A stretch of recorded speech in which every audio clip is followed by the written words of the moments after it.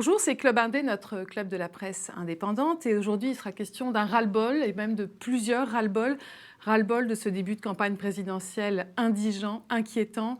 Ras-le-bol de la banalisation du racisme et de l'islamophobie sur les plateaux de télé, dans les studios de radio, jusqu'en dans les questionnements des journalistes, au détriment de problématiques économiques, climatiques. Ras-le-bol aussi de l'hyperconcentration des médias entre les mains de quelques milliardaires, un mouvement qui s'accélère avec la perspective de la fusion de TF1 et M6, avec l'absorption progressive des médias du groupe Lagardère par Vincent Bolloré. On va parler évidemment du départ d'Hervé Gattegno. Alors comment renforcer le pouvoir des médias indépendants? Comment influencer la conversation nationale de telle manière que des sujets dignes de ce nom soient enfin à l'ordre du jour? On va parler de tout ça aujourd'hui avec nos 4 invités. Agnès Rousseau, vous êtes à la fois directrice de l'hebdomadaire Politis, créé, alors j'ai regardé toutes les dates, créé en 88. C'est ça. Vous êtes, c'est 33 le ans. doyen de... Et la coordinatrice du site web d'actualité écologique et sociale Basta, créé en 2008. Latifa Oulquir, bonjour. Vous êtes la directrice du Bondi Blog, le célèbre média des quartiers populaires créé en 2005. Nicolas Barrican, vous êtes le cofondateur de Médiacité, qui est un site d'investigation locale présent à Lyon, Lille, Toulouse, Nantes. Et vous êtes le rédac-chef de l'antenne lyonnaise de Médiacité. Bonjour. C'est ça? Oui, tout à fait. Et voilà. Et François Bonnet, vous êtes un des 4 cofondateurs de Mediapart, quand même. Fondé en 2008. Vous êtes resté 10 ans dans l'équipe dirigeante. Et là, vous êtes redevenu, si je puis dire, journaliste. Vous l'avez toujours été. Et vous traitez surtout de l'international à Mediapart. On vous a invité parce que vous êtes impliqué dans le Fonds pour une presse libre, dont on va parler, ainsi qu'Agnès Rousseau, d'ailleurs. Merci infiniment à tous les 4 d'avoir accepté notre invitation. Et on va commencer avec le petit extrait d'un court-métrage de l'ONG Reporters sans frontières, posté sur les réseaux sociaux il y a quelques jours au sujet de l'emprise économique, idéologique, anti-journalistique de Vincent Bolloré sur plusieurs médias. Alors, vous allez voir dans l'ordre Sophie Larmoyer, ex-d'Europe 1, Isabelle Robert, des Jours, Patrick Cohen, ex-d'Europe 1, Jean-Pierre Canet, ex de Canal+, Pascal Clark, ex-d'Europe 1, Tristan Valex de France Télé, Agnès Rousseau, et Jean-Baptiste Rivoire, qui est aussi un ex de Canal+. Regardez.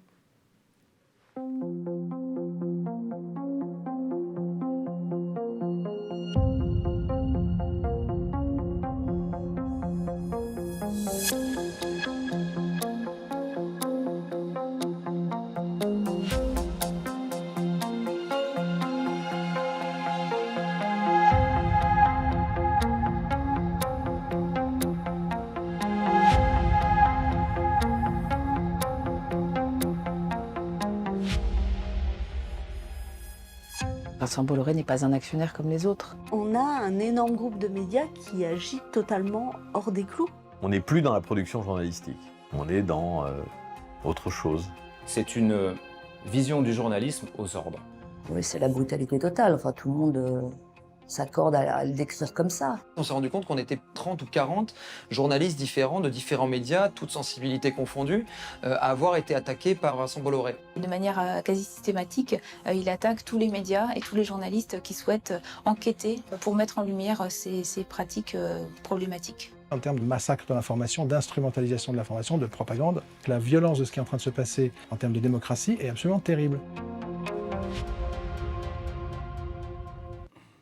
Voilà, on pourrait ajouter à ce court-métrage le témoignage d'un certain Hervé Gattegno, évincé, on l'a appris, de la direction de Paris Match et du JDD, sans doute peut-être à cause de la fameuse une de Paris Match qu'il montrait enlaçant sa compagne, qui n'était pas une compagne officielle, Sarah Knafo, peut-être aussi à cause d'un édito qu'il a publié dans le JDD, qui était un édito ouvertement anti-Zemmour. Alors, est-ce que Vincent Bolloré a évincé Gattegno parce qu'il se positionne comme opposé à Éric Zemmour? Est-ce que ça souligne que Bolloré fait campagne pour Zemmour, instrumentalise les médias qu'il contrôle? J'avais envie de vous faire réagir un peu à chaud sur cette information, François Bonnet. Oui, il y a une autre hypothèse, c'est que Hervé Gattegno était un peu arrivé au bout de la possibilité de diriger ces 2 journaux, parce qu'il est pris dans quand même une très sale affaire qui est le vrai faux témoignage ou la vraie fausse rétractation de Takedine dans l'affaire des financements libyens. De la campagne de Sarkozy de la en campagne 2007. de Sarkozy, et dont Paris Match a été le relais efficace. C'est une affaire qui est très trouble. Bon, en gros,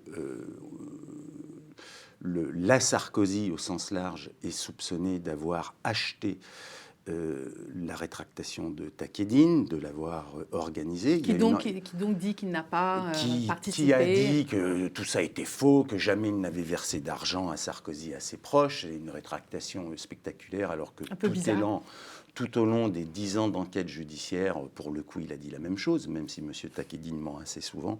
Là-dessus, il a dit la même chose. Mimi Marchand, la reine du people en France, qui est impliquée là-dedans, est mise en examen. Il y a beaucoup d'autres personnes qui sont mises en examen. Donc pour vous, François, c'est plutôt ça l'affaire peut être, Takedine. je n'en sais rien, je n'ai pas d'informations définitives, mais je pense que Hervé Gattegno, dans son soutien quasi fanatique à Sarkozy, sur cette affaire des financements libyens. Et à Macron dans le JDD. Largement. Mais l'histoire Sarkozy, si vous voulez, je pense qu'il est allé trop loin, aussi en termes de pratique professionnelle, et qu'il lui devenait impossible par rapport aux 2 rédactions qu'il dirige, même s'il les dirigeait avec autorité, voire autoritarisme, c'est en tous les cas ce que disaient beaucoup de gens au JDD et à Paris Match, que ça devenait très difficile pour lui de poursuivre. Alors ça tombe très bien pour Bolloré. Bolloré, dès qu'il prend un média, il met ses hommes. Et là, les 2 noms qu'on entend circuler depuis hier, j'allais dire, ces 2 vieux chevaux de retour, tous bien marqués à l'ultra-droite, voire à l'extrême droite, c'est Patrick Mahé, qui est un ancien d'Occident, 74 ans, et c'est Jérôme Bellay, 79 ans, dont on connaît les engagements on va dire d'ultra-droite, je ne dirais pas d'extrême droite, et surtout la brutalité de management. On se souvient, il avait un temps dirigé Europe 1, et ça avait été saignant. Donc voilà, Bolloré fait du Bolloré, comme il fait depuis 15 ans dans tous les médias qu'il prend ou qu'il crée. Est-ce que vous avez une hypothèse sur cette éviction de Gattegno? Est-ce que vous penchez pour l'hypothèse Zemmour, l'hypothèse Takedine, ou les deux? Parce que l'hypothèse brutalité, comment dire, je ne pense pas que Bolloré vire quelqu'un pour sa brutalité à l'égard de ses rédactions. Je ne pense pas que ce soit un motif, ou en tout cas mais il met pas ses immédiat. hommes tout de suite. Voilà, il met ses hommes, ça c'est sûr. Ça c'est une constante. De toute façon, effectivement, Bolloré, il a ces méthodes-là quand il arrive dans un média. Ça s'est vu à de nombreuses reprises. Donc on peut effectivement se dire que cette hypothèse, de toute façon, elle est valide. Moi, au-delà de savoir quelle est l'hypothèse, parce qu'au fond, on ne saura peut-être jamais, c'est la suspicion générale que ça provoque. C'est-à-dire que le fait même qu'on puisse se dire « Ah, Bolloré arrive, voilà, les gens dégagent », est déjà en soi problématique. Ça veut dire qu'il y a déjà cette suspicion-là. Et aujourd'hui, il y a une défiance totale du lectorat, des citoyens à l'égard des médias, et ce genre de comportement de toute façon entretient cette suspicion et mine finalement le débat démocratique, la vitalité démocratique de notre pays, parce qu'il y a cette suspicion-là qui existe. Et le fait que des milliardaires arrivent à la tête de médias et provoquent ce genre de situation, c'est en soi problématique, quelles que soient les hypothèses. Évidemment, il y a sans doute des raisons multiples, il y a sans doute des choses un peu plus complexes, mais il y a quand même cette brutalité-là, il y a quand même cette mainmise-là de milliardaires sur des médias qui est pharaonique en France. Enfin, on avait étudié avec Basta la question de la propriété de la presse. Il y avait 10 milliardaires en France, ou 10 grandes fortunes, qui possédaient 90% des titres nationaux quotidiens en France. L'audience de 50% des télévisions, c'était la propriété... les télés qui réalisaient 50% d'audience étaient la propriété de ces 10 milliardaires-là. Idem sur les radios. Et c'était ça il y a 2 ans. Et ça va croissant. Donc il y a vraiment un système là qui est à dénoncer et qui est hyper malsain pour notre démocratie, c'est une évidence. Et là en plus c'est pas n'importe quel milliardaire, puisque c'est un milliardaire qui a une idéologie, un agenda en plus, un agenda politique, oui. Même si on peut se dire particulièrement inquiétant. Voilà, on peut se dire que la presse n'étant pas un secteur hyper rentable en termes d'investissement, on se dit que aussi les milliardaires qui investissent dans la presse, ils ont tous un agenda, ils ont tous une envie d'influence, ils ont tous une envie particulière. Voilà, même s'ils le montrent peut-être moins que Bolloré, pour qui là pour le coup c'est assez évident, il y a quand même des stratégies d'influence dans tout ce rachat de médias. Nicolas Barrican, sur cette histoire. Ce qui est frappant, c'est l'accélération que vous mentionniez en en préambule, iTélé, c'était 2015, si je me souviens bien. Donc, il y a eu un remplacement quasi complet de la rédaction. Europe 1, là, cet été, tout le monde a fui Europe 1. Et à quelques mois de la présidentielle, on voit ce mouvement, ce départ d'Hervé Gattegno, il y a une sorte de... Enfin, voilà, ce phénomène de bolorisation des médias, on peut peut-être parler comme ça, mais voilà, il est maintenant présent sur à la fois télé, radio et presse écrite, sur des médias de référence, ou jusqu'ici de référence. Et ce qui est dit dans le court-métrage de RSF... dont on a montré qu'un extrait. Ouais, vous avez montré que l'introduction, il dure à peu près 15 minutes. Mais il existe une loi qui s'appelle la loi Bloch, qui est censée limiter, en tout cas éviter que les médias se concentrent trop. Alors elle est totalement perfectible, etc., mais il est déjà souligné qu'on pourrait davantage appliquer, s'appuyer sur cette loi pour contrecarrer des appétits insatiables comme celui de Vincent Bolloré, quoi. On va revenir sur les... Latifa, vous aviez une réaction. On va revenir après sur comment contrer effectivement cette emprise, pour revenir là-dessus, effectivement, sur au moins le cadre législatif, c'est vrai que naïvement, je suis à chaque fois qu'il se passe quelque chose de cet ordre-là avec Vincent Bolloré, surprise, et me dire mais jusqu'où ça va aller et jusqu'à quand en fait. On connaît toutes et tous, je pense, sa puissance, on va dire sa force de frappe. À chaque fois qu'il se passe quelque chose comme ça, c'est vrai que c'est assez inquiétant et que ça arrive à me surprendre, malgré toutes les informations qu'on a sur Vincent Bolloré et son groupe depuis plusieurs années maintenant. C'est ce qui m'inquiète. Alors, autour de la table, il y a une personne qui a eu affaire directement à Vincent Bolloré, c'est vous, Agnès. Également. Ah, bon, alors, ok, alors 2 personnes. Alors, vous allez nous raconter, mais rapidement, vos expériences respectives. Agnès, vous apparaissez dans le court-métrage parce que un des médias dans lequel vous êtes impliqué, donc Basta, a été poursuivi à plusieurs reprises par Vincent Bolloré. Vous avez gagné, il faut dire, tous vos procès. Est-ce que vous pouvez nous faire un petit résumé Ça a commencé en 2012. En fait, on a publié un article sur l'accaparement des terres qui pointait la responsabilité de plusieurs multinationales françaises dans l'accaparement de terres en Afrique, en Asie, au détriment de la production agricole locale. Aucune entreprise ne nous a poursuivi pour cet article, sauf Bolloré, qui s'est un peu acharné, on a gagné en première instance, il a fait appel, on a gagné en appel, il est allé jusqu'en cour de cassation, on a gagné également. Et en parallèle de ça, on avait publié une petite brève pour dire que justement les communautés locales discutaient avec le groupe Bolloré, qui était pas méchante cette brève. Il nous a encore assigné au tribunal pour cette brève-là. Idem, mais c'est un peu acharné, etc. Mais il perd à chaque fois. Il perd à chaque fois. C'est des poursuites bâillons pour nous, c'est-à-dire que c'est vraiment pour empêcher les médias, que les médias s'autocensurent, n'aillent pas justement enquêter sur ces pratiques. Ça vous fait dépenser beaucoup d'argent quand même. C'est de l'argent, c'est de l'énergie, c'est du temps, c'est des questionnements aussi. C'est est-ce qu'on a envie encore de réenquêter sur Bolloré, sachant qu'on va encore se taper 3 procès derrière. C'est des questions qu'on se pose forcément systématiquement, même si nous, au contraire, nous c'est plutôt quelque chose qui nous renforce parce qu'on se dit il y a matière à enquêter. Évidemment, s'il réagit, c'est qu'il faut le faire, mais c'est quand même des choses qui prennent du temps. Et surtout, on est dans un délire. Enfin, déjà, il y a la poursuite bâillon, il y a l'acharnement, et puis on est dans des délires où il va aller porter plainte contre certaines personnes qui sont dans le documentaire. Il a porté plainte au tribunal du commerce, ce qui est avec des risques financiers plus importants. Il porte plainte à l'étranger, il va porter plainte dans d'autres tribunaux que le tribunal de Paris qui est spécialisé en presse parce qu'il se dit bon, les juges sont trop favorables, etc. Donc il multiplie des procès, il porte plainte tout azimut.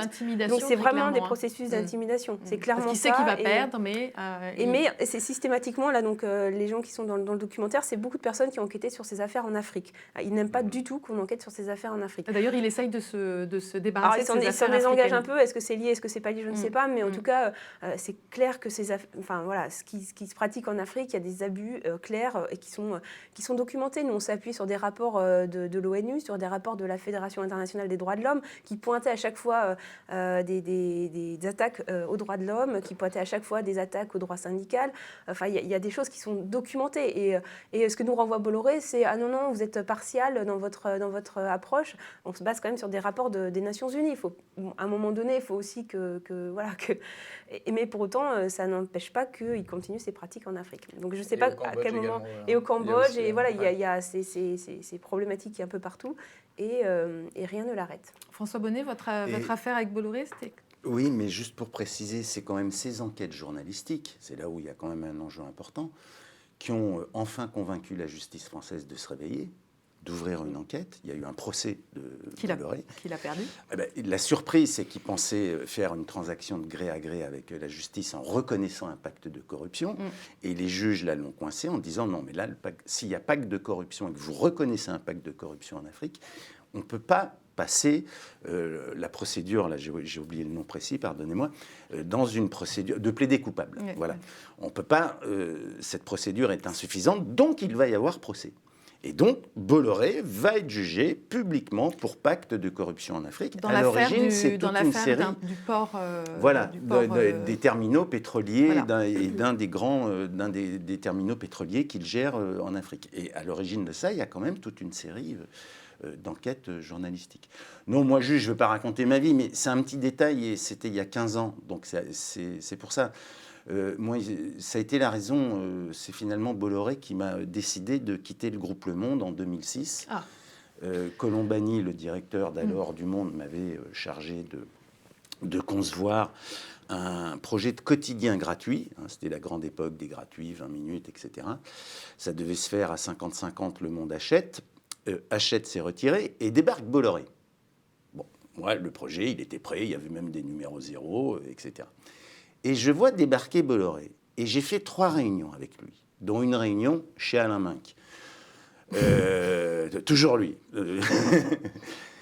3 réunions, il y avait Bolloré, il y avait évidemment l'inénarrable Jacques Séguéla et ses équipes. Vous étiez bien entouré quand même. Oui, j'étais très honoré et j'ai été très vite très désespéré. Et au bout de ces 3 réunions, je dis mais c'est simplement monstrueux ce qui est en train de se passer. Donc si j'accepte de rester dans ce film... Qu'est-ce qui était monstrueux ? Mais tout, la manière de concevoir le journalisme, du reste ça n'existait pas, la manière d'articuler de l'information à de la publicité, puisque Bolloré à l'époque venait d'avaler Havas, et RRCG, d'où la présence de ces gars-là, c'était proprement horrible. Je me suis dit, mais si je fais ça, franchement... Je vends mon âme au diable. Ouais, enfin, c'est-à-dire que tout ce que j'ai fait depuis que je travaille est englouti vraiment dans le déshonneur, parce que c'était ça, tellement c'était ignoble. Donc, je suis allé voir Colombani, je lui ai dit, bon, moi, désolé, mais je m'en vais, quoi. C'est pas possible. C'est pas possible. Bon. Il se trouve que Colombani était déjà aux abois financièrement pour le groupe Le Monde, que Bolloré, par ce gratuit, assurait le plan de charge de l'imprimerie du Monde, et qu'ils ont fait affaire. Et ça a donné l'horrible chose, là, les directs matins, directs soirs, enfin les horribles gratuits du groupe Bolloré, où ils pouvaient vanter, qu'on avait oublié, mais je rappelle que c'était un relais pour lui qui lui permettait de vanter certains chefs d'État africains quand il venait en France. Il y avait eu cette fameuse couverture d'un président du Cameroun qui arrivait à Paris, évidemment, avec lequel Bolloré était en affaires et il gérait certains terminaux pétroliers. Et tout ça sous l'égide du Monde. Tout ça sous l'égide du Monde. Tout ça sous l'égide du Monde, oui. Qui le Monde était associé. Okay. Le Bolloré republiait quelques morceaux d'articles du Monde. Bon. Horrible, le truc, mais vraiment, encore une fois, la disparition du journalisme. Et c'est pour ça, à la différence, si vous voulez, d'autres milliardaires, finalement, les milliardaires, ils achètent des journaux, des groupes de presse. Pourquoi ? Pour avoir de la protection. Comme ça, ils sont sûrs que leurs titres ne publieront pas des enquêtes susceptibles de les gêner. C'est évidemment pas dans les Échos qu'on va lire l'optimisation fiscale, il paraît que c'est comme ça qu'on dit, du groupe LVMH dans une centaine de filiales offshore. Bon, les Échos ne peuvent pas publier ça, etc., etc. Donc, ils achetaient de la protection et de l'influence. Bolloré, lui, rajoute un 3e étage qui est vraiment son agenda idéologique. Et d'ailleurs, ce qui est assez mystérieux, quel est son intérêt ? Moi, je me suis toujours posé la question, pourquoi il a si envie que ça, son agenda idéologique et ses convictions soient représentées dans les médias qu'il contrôle ? Parce que est-ce que c'est purement, purement idéologique ? Qu'est-ce qu'il y a derrière ? Enfin, je suis assez curieuse, au fond, de cet acharnement à imposer son idéologie dans les médias, alors que les autres veulent juste avoir un pouvoir d'influence. C'est assez mystérieux, non ? Il veut peser dans le débat politique. Je pense qu'il a vraiment une envie de s'imposer. il est peut-être insatisfait du rôle finalement de chef d'entreprise et il veut peut-être autre chose que ça. Mais il a vraiment une conception, je suis d'accord avec François, du journalisme. Enfin, nous, dans les procès, son avocat nous a dit qu'on faisait du journalisme d'investigation, on était la honte du journalisme. On faisait un travail de cochon. Enfin, c'est un mépris pour le journalisme qui est quand même qui est incroyable. Donc, on ne comprend pas que quelqu'un comme ça puisse avoir envie effectivement d'investir dans le journalisme ou alors vraiment pour en faire complètement autre chose, quoi.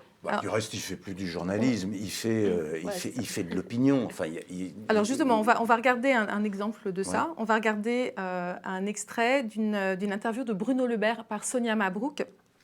Donc c'était, si je ne me trompe pas, sur Europe 1. Regardez ce qu'il lui dit et ce qu'elle lui répond. Écoutez bien, puis on va revenir là-dessus. Et l'espace que vous avez parfaitement décrit, celui qui rassemble Éric Zemmour, Marine Le Pen, c'est ce que j'appelle le camp du déclin, le camp du défaitisme, celui qui ne croit plus dans les forces de la France et qui se dit, dans le fond, laissons tomber, replions-nous sur nous-mêmes. Vous n'êtes pas d'accord avec le diagnostic qui est posé par Éric Zemmour? Absolument tout est faux dans ce qu'il dit. Tout. Je suis vraiment en opposition frontale avec le diagnostic qui est fait. Vous ne voulez pas voir la réalité alors? Mais pourquoi est-ce que vous me posez cette question, Sonia Mabrouk? Vous pensez que je ne vois pas la réalité? Vous pensez que il n'y a pas de problème de l'école, il n'y a pas de problème dans notre industrie, il n'y a pas de problème je suis élu depuis 15 ans. Vous avez entendu, il n'y a pas de problème dans l'école, dans notre industrie. Par rapport à l'immigration, donc elle reproche au fond à Le Maire de ne pas adhérer au diagnostic Zemmour. La question c'est, on fait quoi? Ce matin, Daniel Schneiderman tirait un signal d'alarme dans Arrêt sur Image en disant mais il faut frapper au portefeuille, il est en train de pervertir la démocratie.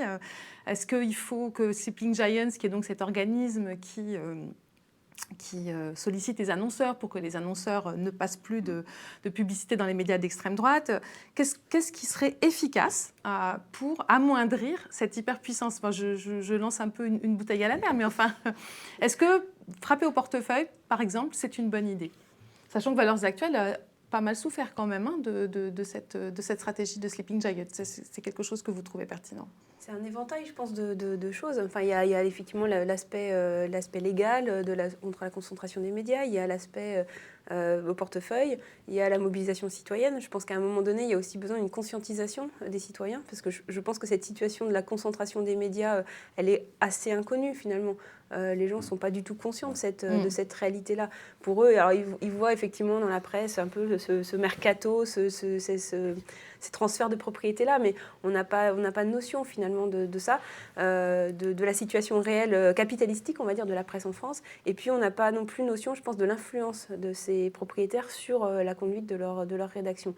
Et ça, je pense que c'est vraiment un travail de conscientisation permanent à faire par nos médias indépendants, justement. Et alors, que vous avez fait? Alors, je voulais qu'on parle de votre une sur Zemmour, qui remonte au 16 septembre, parce qu'on se pose tous la question de qu'est-ce qu'on fait avec Éric Zemmour. Nous, on nous reproche de trop en parler, mais nous, on en parle parce que les médias en parlent et que nous, on fait de la critique des médias. Donc, on est dans une situation quand même un peu complexe. Et là, je voulais qu'Agnès, vous nous racontiez, en tant que directrice de Politis, comment vous aviez conçu cette une du 16 septembre. Alors déjà, parler de Zemmour, pour moi, c'est une évidence. On ne peut pas passer à côté. Ce ne serait pas faire notre travail journalistique. Et en même temps, évidemment, on ne peut pas être complaisant, lui servir la soupe comme certains le font, malheureusement. Il faut essayer de prendre de la hauteur. Déjà, parler de ce que les autres médias ne parlent pas. Donc ses réseaux, ses soutiens, sa stratégie est un peu plus offensif sans doute sur ces questions-là, qui sont des questions assez centrales aujourd'hui, sur pourquoi quelqu'un comme lui arrive aujourd'hui sur le devant de la scène, comment il arrive à être sur le devant de la scène. C'est quelque chose qui est quand même assez inquiétant. Et visuellement, alors on ne voulait pas mettre sa tête, on a essayé tout, on a essayé de dos, coupé en deux, tout ça. Bon voilà, on arrivait à celle-là parce qu'on a tellement vu des couvertures avec la tête de Zemmour, on s'est dit non, on ne peut pas. En même temps, la peste Zemmour, c'est assez explicite et on affirme quand même assez fortement le parti pris journalistique qu'il y a dans ce choix. Et de couper en deux, on n'avait pas envie de voir sa tête, voilà. Donc on a un peu, voilà, c'est un compromis, c'est une déconstruction. C'est une tentative de déconstruction et de compromis en fait pour pas la voir de face, nous regardant et nous scrutant de manière assez pénible. Alors, vous, Latifa Oulkouir, au Bondi Blog, vous avez publié, alors vous essayez de ne pas parler de Zemmour, vous nous expliquez ça, et puis il y a eu un bel édito de votre rédacteur en chef, Jalal Khalioui, le 24 septembre. Qu'importe le racisme pourvu qu'on ait l'audience, un titre magnifique, le lendemain du débat Zemmour-Mélenchon. Alors, on s'est parlé un peu pendant la préparation de cette émission et je vous demandais, mais au fond, quand on est un média des quartiers populaires, la zémourisation, la banalisation du racisme, ça doit être extrêmement violent. La plupart d'entre nous ne s'en rendent pas compte. Comment est-ce que c'est vécu par vos lecteurs, par vos journalistes, cette banalisation, au fond, des idées islamophobes, notamment ? Ouais, c'est vrai qu'on a l'impression d'avoir, sur toute cette entre guillemets phase, dont j'espère qu'elle se terminera bientôt sur Éric Zemmour, plusieurs aspects. En fait, on a beaucoup, quand on est sur les réseaux sociaux avec les plus jeunes, etc., beaucoup de blagues, beaucoup d'humour, beaucoup de détournements, même sur certains termes, par exemple, quand on parle d'islamo-gauchisme, quand on parle de choses comme ça, qui en fait sont vécues par un média comme le Bondi Blog plutôt de manière, on va dire, compliquée, parce que ça fait, c'est des choses dont entre guillemets on nous insulte, même si on ne sait pas trop ce que ça veut dire. Mais il y a eu beaucoup de débats, en fait, se dire qu'est-ce qu'on va dire de plus, en fait, sur lui, nous, en tant que... déjà, le fait de se dire, on est obligé de... Même la démarche journalistique consiste à dire... évoquons ses réseaux, évoquons qui le finance, etc. Ce que vient de dire Agnès. Voilà, c'est ça. Moi, me gratte un peu dans le sens où ce qui sort de la bouche de ce monsieur devrait être suffisant pour le disqualifier. Rien de ce qui... Vraiment, hein, son... On ne devrait pas avoir à s'intéresser. Il a eu des... les termes, on va le rappeler, il a été déjà condamné par la justice, etc. Mais à chaque fois qu'il fait une sortie médiatique, ça devrait suffire, en fait. Et le problème, c'est que peut-être que je connais mal les gens qui regardent la télévision, peut-être que je connais mal la population, que je connais mal mon pays, mais c'est extrêmement, je ne vais pas dire douloureux, mais compliqué de se dire ça ne suffit pas, en fait, ça. Juste l'écouter ne suffit pas. Juste l'écouter ne suffit pas pour que les gens se rendent compte de la gravité, en fait, et de la manière dont une partie de la population, c'est au-delà de la stigmatisation. Et il y a quelque chose qui est de l'ordre un peu du spectacle aussi, qui est malsaine. C'est vraiment... je pense qu'il y a de la conscientisation sur que les gens se rendent compte un peu de l'influence et de ce que c'est pour un homme d'affaires de détenir et d'imprimer, ce que je pense que là, ça, les gens ne le savent pas, les rouages, et moi, je parle en tant que... Vous parlez de Bolloré quand vous... Oui, voilà, de connaître cette influence-là, je pense que les gens ne s'en rendent pas assez compte. Et aussi... que de l'état financier des médias de manière générale, que en fait, Zemmour, il suscite du clic aussi. Je parle pour les chaînes d'infos, sur les réseaux sociaux. C'est un produit d'appel. Il permet... Ouais, voilà, exactement.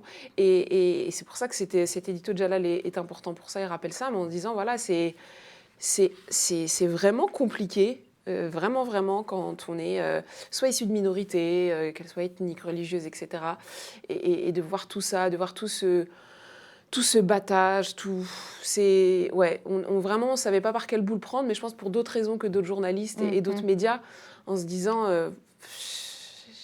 c'est même pas une question d'envie, c'est vraiment... Il y a un côté aspect défaitiste. Et du coup, le dossier de Politis, vous n'êtes pas fan parce que vous préféreriez qu'on parle d'autre chose? Je préférais, effectivement, qu'on parle d'autre chose. Et en vrai, Éric Zemmour ne m'intéresse pas. Éric Zemmour ne m'intéresse pas. Qu'il finance, ça ne m'intéresse pas. Cette part-là de la population, cette France-là, dont on parle un peu partout, qu'on connaît, privilégiée, etc., elle ne m'intéresse pas. Parce qu'est-ce qu'elle fait, en fait, et quelles conséquences ça a sur notre pays, sur notre société, etc. Je sais que c'est assez fort du trait de dire, voilà, en tant que journaliste, on ne peut pas dire que Éric Zemmour ne nous intéresse pas. Et si je dois parler en tant que citoyenne, etc., et je m'appelle Latifa, et ça me... Ouais, franchement, ça me révolte. François Bonnet, vous vouliez dire quelque chose? Ouais, c'est-à-dire que moi, je suis assez d'accord avec Latifa. Je pense que quand même, il faut que notre profession, là, se reprenne un peu, se réveille. Alors, on dit le journalisme, c'est jamais que des journalistes avec des titres différents, des engagements. Donc, je ne veux pas faire de généralité. Mais Zemmour, c'est quand même une création médiatique. Absolument. C'est pas seulement Laurent Ruquier qui, pendant 10 ans, l'installe dans la grande émission On n'est pas couché. C'est quand même depuis 6 mois, il y a là une responsabilité professionnelle que je trouve inouïe. Je veux dire, comment depuis 6 mois, les journalistes et les sondeurs peuvent tourner en boucle en fabriquant n'importe quelle étude d'opinion, qui ont toutes été démontées par les spécialistes des sondages. Ça ne veut rien dire. Le sondage qui le donne à 17% au deuxième tour, c'est de la blague, c'est du bullshit intégral. Et les journalistes qui continuent Vous avez dit au premier tour, pardon. Et à 45% au deuxième. Voilà. Hein. Et les journalistes continuent à disséquer ça sur le service public. France Info est là, alors on va parler des sondages, et tout le monde y va. Bon, il y a un moment, non, quoi. Alors, on a assisté à une table ronde de patrons de médias qui revendiquent tous la couverture Zemmour, y compris service public. Oui, mais moi, encore une fois, je ne vois pas pourquoi d'un seul coup on s'intéresserait à un type qui est un raciste, un xénophobe patenté, qui a été condamné 2 fois définitivement par la justice pour provocation à la haine raciale. C'est un repris de justice, Zemmour. C'est pas... voilà. Alors, ce que je trouve plus intéressant, pour revenir sur Bolloré, il y a l'effet audience, il y a l'effet clic. Mais enfin, là aussi, relativisons les choses. On dit, oui, Zemmour, son émission fait 700 000 spectateurs tous les soirs sur CNews.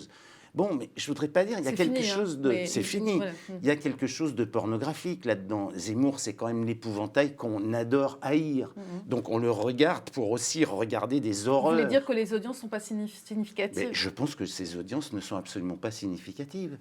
Donc voilà, attendons. Zemmour, il a toujours eu un public d'ultra-conservateurs, d'extrême droite. Donc vous aussi, vous n'êtes pas fan de la une de Politis? Pardon, mais non, je pense, je l'ai pas encore lu. Je pense que le seul moyen aujourd'hui de traiter Zemmour, c'est de sortir les enquêtes explosives qui font justement, qui désintègrent cette espèce de baudruche. Donc il faut enquêter. Notamment sur le financement. Hein, sur le financement, il faut enquêter et trouver, je ne sais pas quoi, trouver les choses qui... Bon, après, il y a évidemment ce phénomène de prophétie autoréalisatrice et tout ce que produit Zemmour dans le reste du champ politique. Et c'est là que je veux juste revenir une minute sur Bolloré. Après, je me tais. On parlera des... non, parce pas que définitivement. Bolloré a un vrai agenda idéologique. Bolloré, on le sait, c'est un Breton ultra-conservateur, de l'ultra-droite, c'est pour ça qu'il a soutenu Sarkozy. Catholique, il est toujours accompagné d'un prêtre qui est son confident, qui est son confesseur, pardon, qui est un type pareil, de l'ultra-droite. Donc il est dans cette sphère culturelle et idéologique.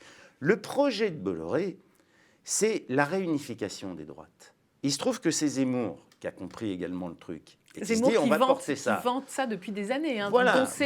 Et qui maintenant se revendique du RPR. Donc le projet idéologique de Bolloré, son agenda politique, c'est ça. C'est de dire, on écarte la famille Le Pen, ça fait 40 ans qu'on les voit dans le paysage, on les écarte, et en écartant les Le Pen, on va pouvoir réintégrer l'extrême droite française historique, d'Occident à aujourd'hui, dans la famille de la droite et créer, voilà, Trump prenant le parti républicain. Bon, on est un peu dans ce même type de pensée.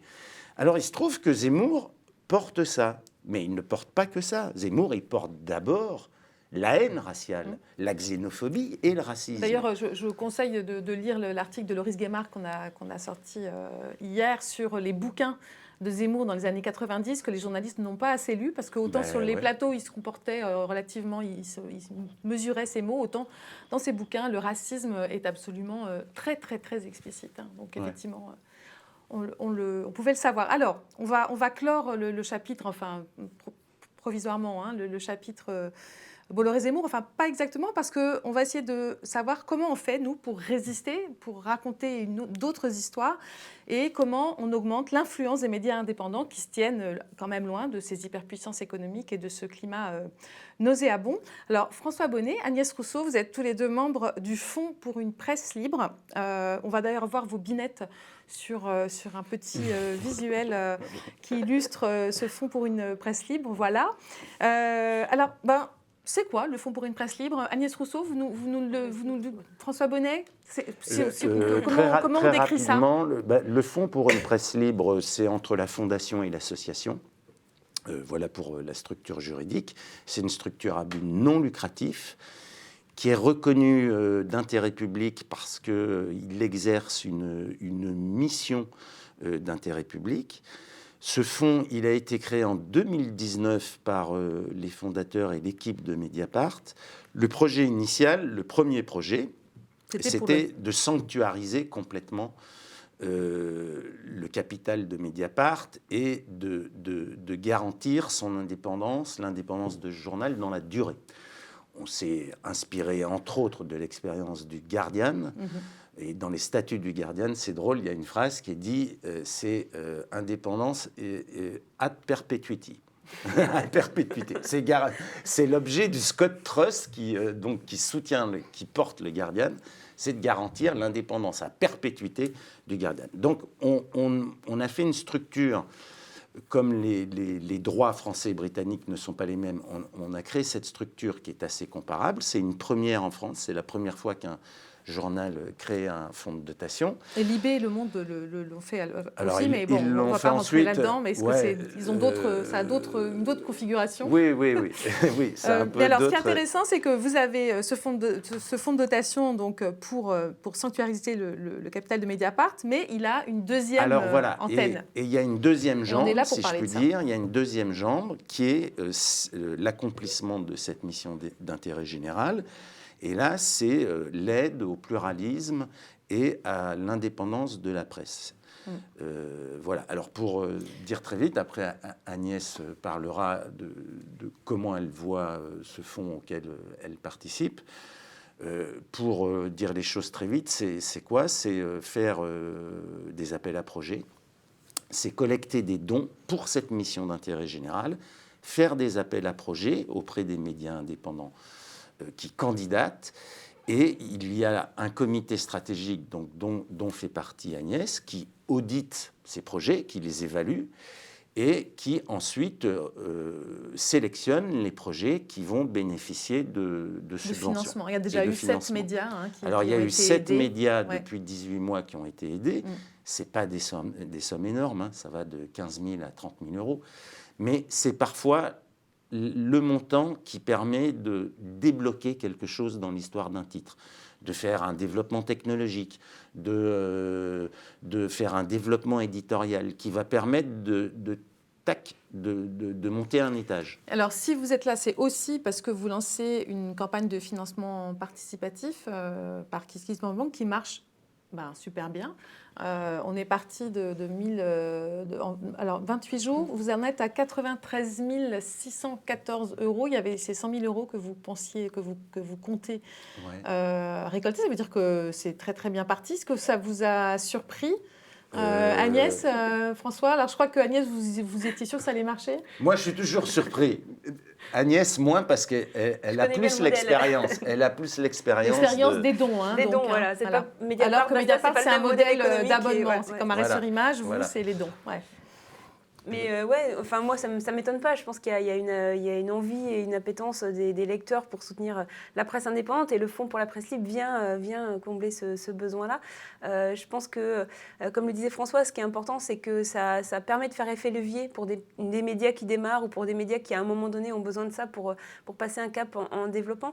Et c'est, je pense, une vraie bonne idée d'avoir ce fonds qui permet justement de renforcer l'écosystème, parce qu'il y a des médias qui sont une réussite économique, il y a des médias qui galèrent un petit peu plus.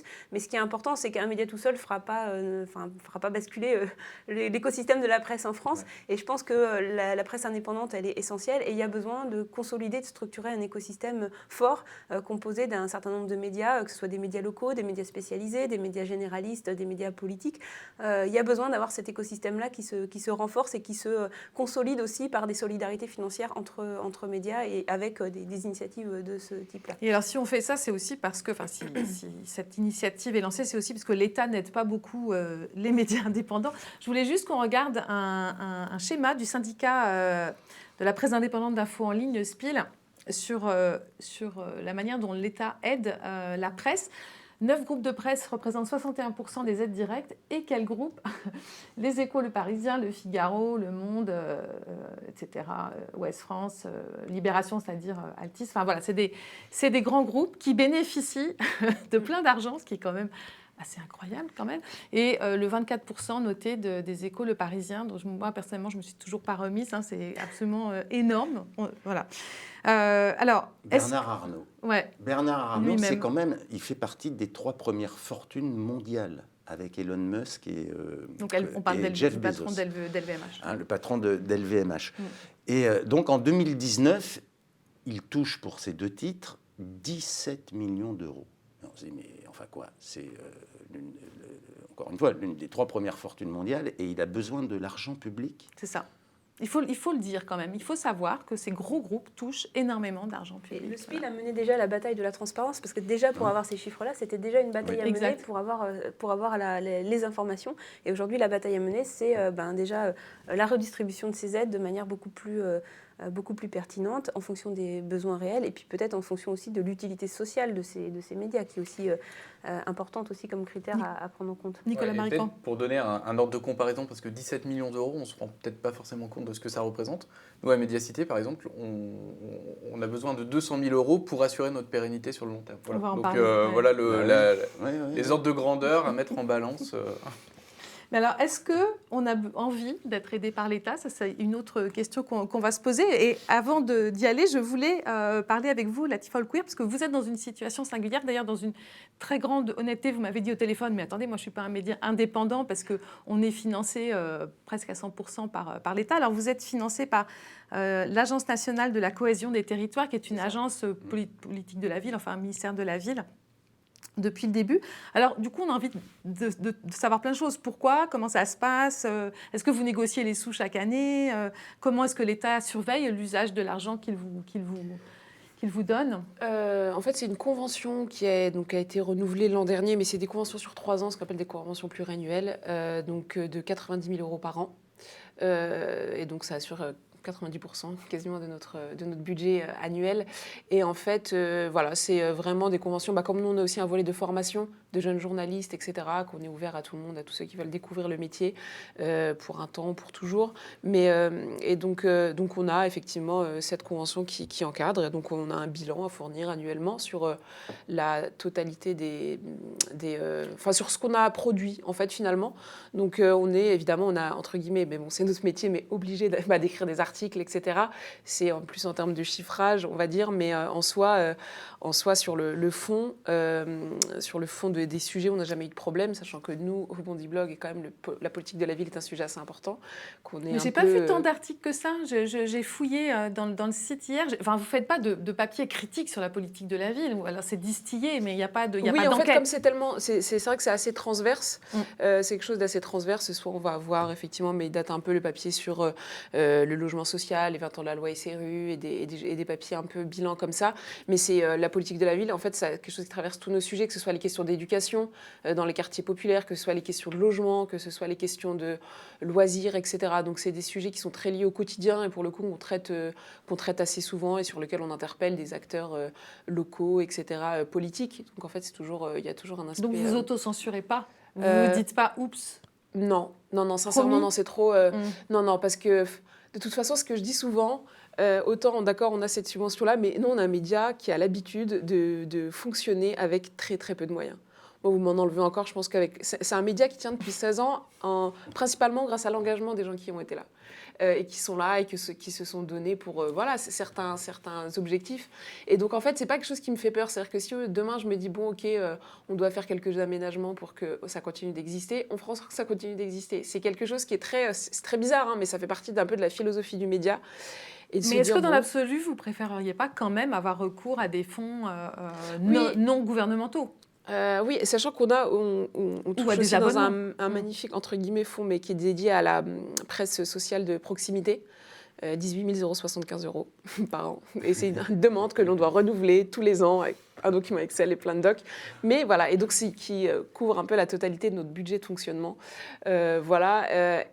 Oui, évidemment préféré, mais en fait, il y a une réflexion au bébé sur le modèle financier, économique et tout. À un moment donné, c'est vrai que je dis, on a cette philosophie de se dire, franchement, on y arrivera. Le principal, c'est de dire ça à la fin de la journée, on va y arriver. Et on se dit tellement ça que pendant longtemps, on est resté dans cet aspect-là. Mais je vois très bien, et aujourd'hui, ça se pose à encore plus d'acuité que c'est compliqué de tenir dans la durée, ou en tout cas de ne pas assurer de turnover, voilà, avec ces conditions-là de travail qui peuvent être parfois compliquées pour les gens qui sont là. Vous voulez dire que les salaires sont bas, c'est ça que vous êtes en train de me dire? Franchement, on est peu de salariés, hein, donc finalement ça va, mais voilà, on essaie de payer quand même les jeunes qui écrivent pour nous, qu'ils soient journalistes confirmés ou collégiens, parce qu'on a des collégiens qui écrivent pour nous. Mais même en termes purement de développement éditorial, c'est-à-dire que parfois on se retrouve frustré en disant mais on ne peut pas faire ça en fait. Nous, dans des arbitrages de sujets, en disant non, ça on ne peut pas le faire en fait. Je dis, ou alors...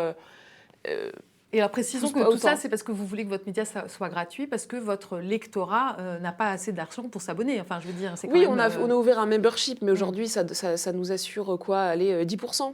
Ça nous a ajouté 10% de notre budget pour les gens qui sont abonnés et qui donnent de l'argent tous les mois.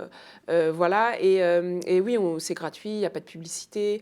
On a très peu on fait des activités d'éducation aux médias sur lesquelles on essaie un peu de se rémunérer pour financer des projets éditoriaux ou voilà, certaines actions auprès d'associations, mais c'est vrai que non, c'est quelque chose qui est vraiment à réfléchir parce que ça bloque finalement le développement même éditorial. C'est-à-dire qu'à un moment donné, même si on voulait basculer en disant on a des abonnements ou des choses comme ça, en fait... Est-ce que le FPL pourrait donner des sous au Bondi Blog alors que le Bondi Blog est subventionné actuellement par l'État? Est-ce que ça serait possible, ça? Oui. Moi, je pense, oui, parce que vous êtes une structure associative. Oui, c'est ça. Voilà, le Bondi Blog, c'est quand même, à sa façon, c'est une référence. C'est un média qui, je dirais que c'est un peu notre... Enfin, c'est un peu notre mauvaise conscience à tous. Voilà. Pourquoi? Parce qu'on se dit tous, on ne travaille pas assez sur les quartiers populaires. On n'est pas assez présent. On fait des choses, on fait des choses très bien. On lit quand même pas mal. Avec Mediapart, par ailleurs. Alors, du reste, c'est pour ça que Mediapart a créé un partenariat avec le Bondi Blog. Mais parce que, justement, il y a quand même, je pense que... Partenariat, ça veut dire des articles en commun, par exemple? C'est des reprises de papier du Bondi Blog. Ouais. C'est parfois, je crois qu'il y a eu des enquêtes en commun. Hein. Il y a eu des enquêtes en commun, des papiers qui sont publiés chez Mediapart avant, et une émission aussi. Bon, et donc, c'est une piqûre de rappel, je trouve, faite à tous les médias pour dire attention, attention, attention, on ignore trop les quartiers populaires. On parlait de Zemmour, mais vous vous rendez compte?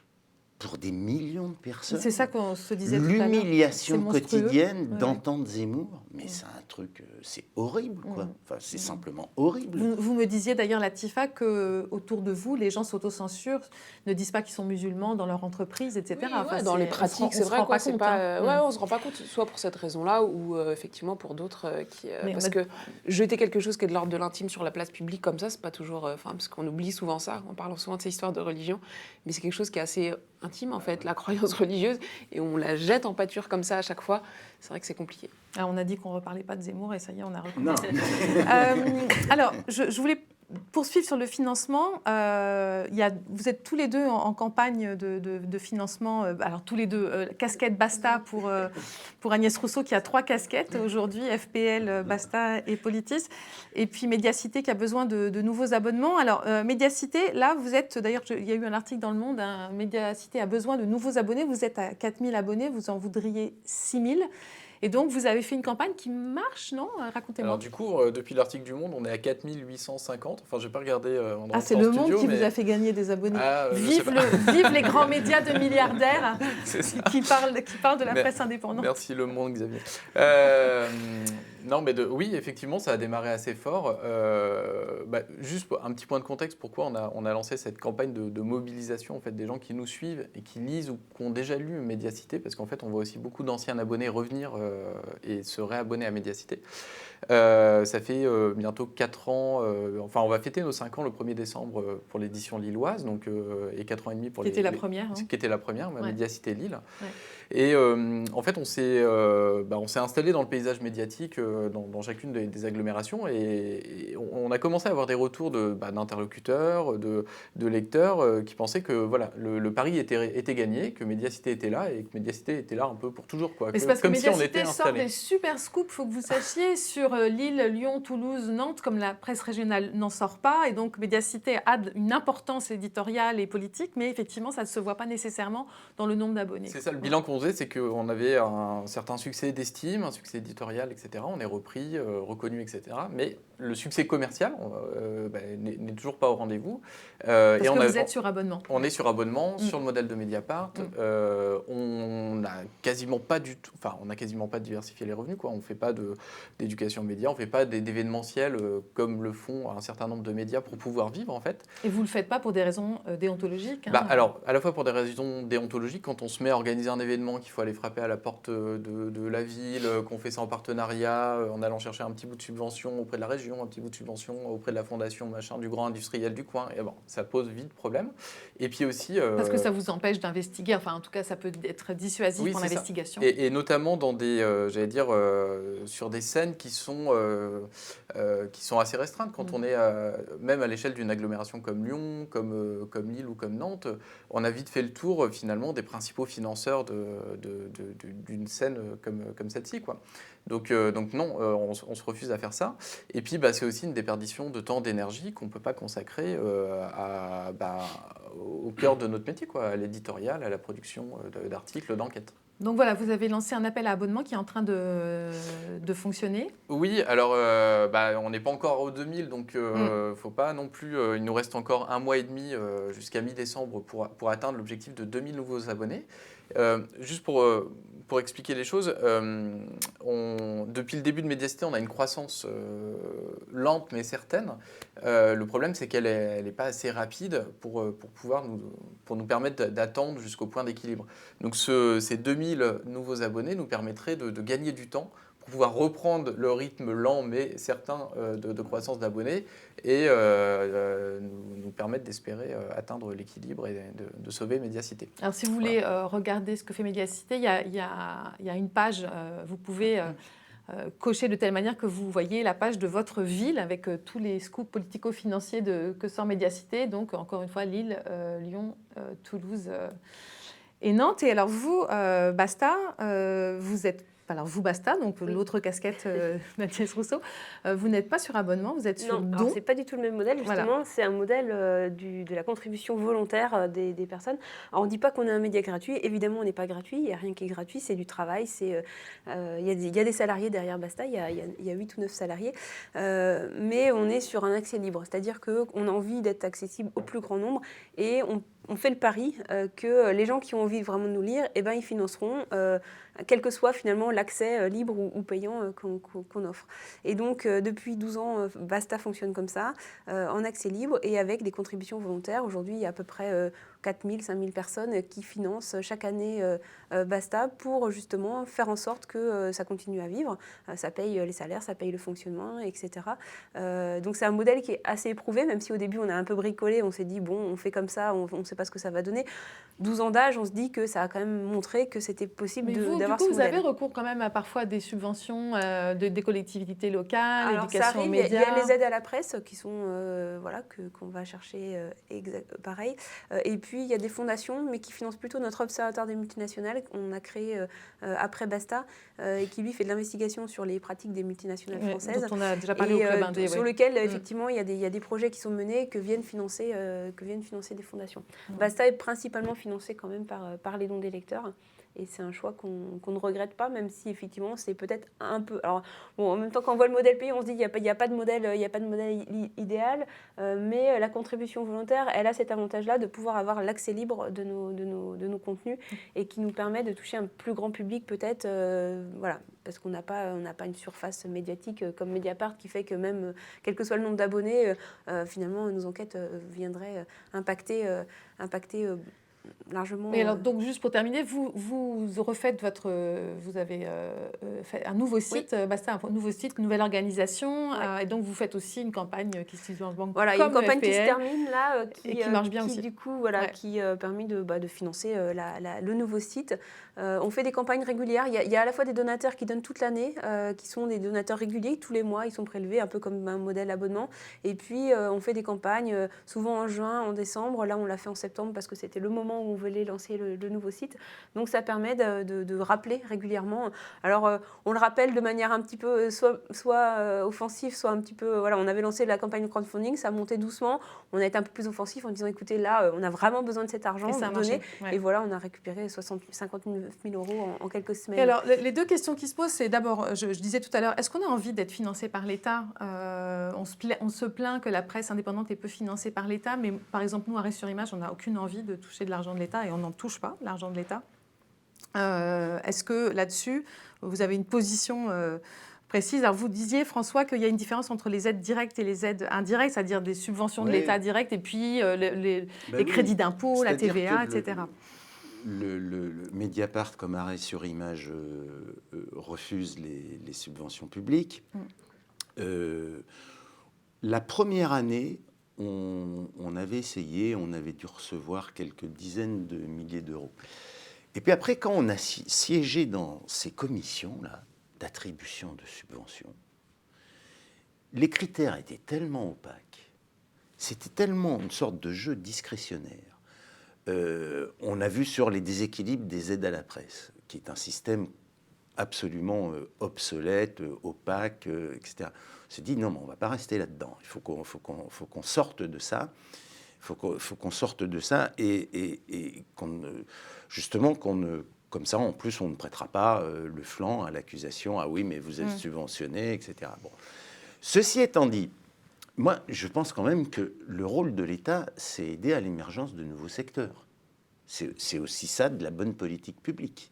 C'est parfois sur des secteurs qui sont en révolution, et on est en pleine révolution numérique, et ben, c'est d'aider à ça, c'est d'aider tout bêtement à la création d'entreprises. Mais alors comment on fait pour justement... Donc quand Mediacité dit, nous on voit passer les 17 millions là, pour Bernard Arnault, nous on a besoin de 200 000 euros pour achever de construire notre business model et d'arriver à un équilibre économique.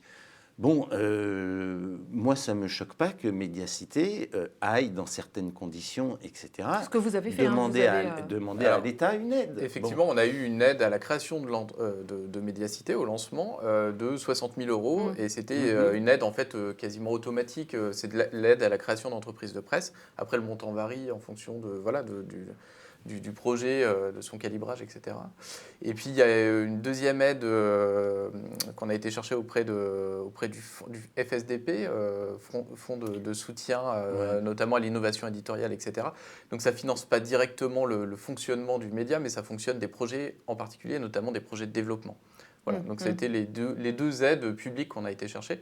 Et on s'est interdit, bien sûr, d'aller frapper à la porte des collectivités locales qui sont les principaux sujets qu'on a à traiter dans nos pages. Quoi. Ça, ce serait un non-sens. Collectivités locales qui font beaucoup de partenariats avec la grande presse, la presse mainstream. Hein, il y a mais qui financent aussi, qui financent et parfois de manière insidieuse. Ça peut passer aussi, il y a certains médias qui vivent sous perfusion des abonnements des collectivités, où il y a des centaines d'abonnements pris auprès de tel ou tel journal. Probablement vous poserait des problèmes. Pour revenir sur les aides indirectes, c'est pour ça que nous, on a toujours plaidé pour des aides indirectes plutôt que des aides directes. Genre crédit d'impôt, par exemple, TVA, la TVA. etc. Et c'est pour ça que Mediapart avait engagé cette bataille sur la TVA et sur le taux de TVA, puisqu'il faut rappeler que la presse papier avait un taux de TVA à 2,1% et la presse numérique était à 20% puis à 19%. Donc on était dans une distorsion de concurrence absolument flagrante. D'où le combat qu'on a mené et finalement gagné avec la loi de 2014 sur un taux super réduit, peu importe le support, que le support soit le papier ou le numérique. Et c'est des aides qui sont beaucoup plus saines. Pourquoi ? Parce que les critères, cette fois, sont très clairs et qu'elle s'applique à tout le monde. Donc on est là on est dans un système qui est sain, qui est transparent et qui n'est pas ce système d'aide directe où, franchement, bon... Mais c'est quand même hyper essentiel, les aides à la presse. Enfin, on peut se dire aussi qu'à un moment donné, le rôle de l'État, de la même façon qu'on finance l'éducation, la santé, en quoi l'information ne serait pas aussi, quelque part, un bien public. Et moi, je pense que c'est vraiment très, très important, parce qu'on s'en rend bien compte. Hein, c'est essentiel aujourd'hui à la vitalité démocratique, au débat démocratique, d'avoir une presse d'information politique et générale. Je ne parle pas de la presse de loisirs où chacun veut s'abonner à son petit loisir ou sa passion personnelle. Et effectivement, c'est pas forcément à la collectivité de financer ça, mais la presse qui, en tout cas, va permettre aux citoyens d'être mieux informés, aux citoyens d'avoir un avis plus éclairé et de pouvoir suivre la totalité de ce qui se joue dans le débat démocratique, moi, ça me semble absolument essentiel. Et si c'est pour dire il n'y a pas d'aide à la presse parce qu'on ne peut pas, mais que du coup, ça va être au lecteur de financer l'entièreté du coût de la presse, ça veut dire aussi des abonnements qui vont être beaucoup plus chers, et ça va encore rajouter côté élitiste peut-être de l'accès aux médias qui peut y avoir aujourd'hui. Que vous avez fait. Donc, pour moi, c'est pas un problème. Et à partir du moment où c'est effectivement contrôlé, qu'il n'y a pas d'influence, il n'y a pas d'ingérence évidemment, mais même on n'est pas dépendant de ces aides-là. C'est-à-dire que si elles s'arrêtent demain, le média ne va pas péricliter. Mais ça contribue à son développement, ça contribue à son accessibilité aussi, et à faire en sorte qu'on puisse proposer ces médias-là à un prix accessible. Nicolas Barrican, vous voulez dire? Non, ce que je veux dire, c'est que nos modèles sont différents, mais en fait, il y a plein de... Enfin, c'est pas non plus tout blanc ou tout noir. Il y a plein d'interstices en fait entre le modèle tout abonnement ou le modèle tout gratuit.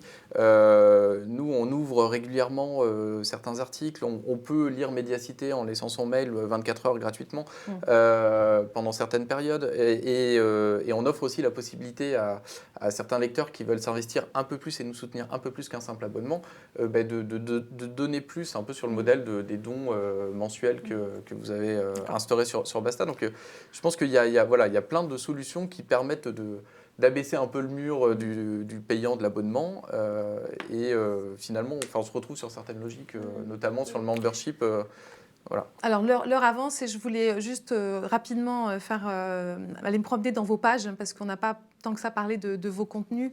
Je voulais promouvoir des articles de Médiacité, enfin montrer ce que c'est qu'un article de Médiacité, et notamment, par exemple, ça c'est vous, Nicolas Barrigan, qui avez enquêté, vous avez un co-enquêteur. Avec Étienne Merle, pour le coup, là je suis venu en soutien, mais c'est Étienne qui était... c'est super intéressant, hein, l'ex-président du Grand Chambéry qui décroche pour Chambéry le salon annuel Grand Ski,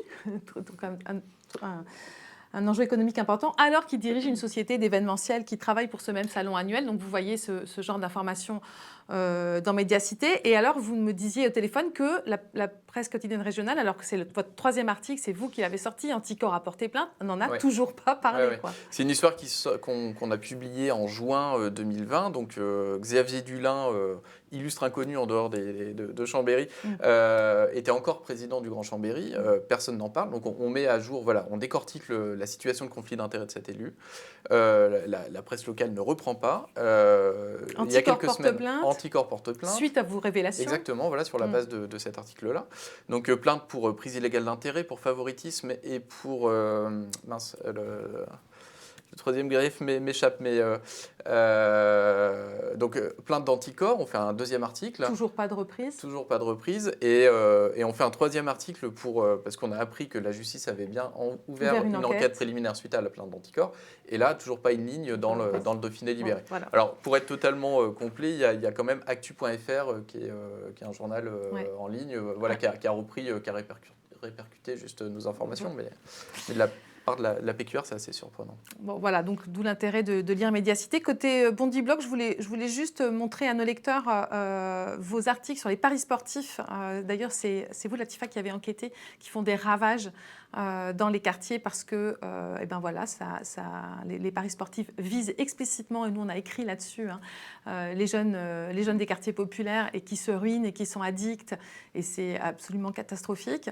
Et puis vous avez écrit aussi un papier que j'ai trouvé passionnant sur le nouveau précariat de la fibre optique, Et on se disait, voilà, typiquement, le genre d'article qu'on ne trouvera pas dans la presse nationale. Et vous m'aviez parlé de l'origine sociale des journalistes. Vous pouvez nous faire un petit point Oui, autant pour les paris sportifs, parce qu'il y avait cet aspect-là sur les conséquences. Il y avait un côté plus enquête sur des opérateurs de paris qui ont des pratiques qui visent à inciter à l'addiction les gens qui sont déjà dépendants et à bloquer les comptes de très peu de personnes qui gagnent. Et donc, c'est des pratiques assez opaques et donc, dont on a pu parler. Effectivement, sur ce papier-là, c'est une réalité. En fait, c'était une réalité qu'on avait autour de nous depuis plusieurs mois. On disait, il faut qu'on le fasse. On avait peur que quelqu'un le fasse. Et plus ça avançait et personne ne le faisait, je me disais, mais qui sont les journalistes qui pourraient le faire ? Se retrouvent voilà, c'est ça, entre quartier populaire, foot. Et c'était une réalité dont je pense que tout le monde était conscient.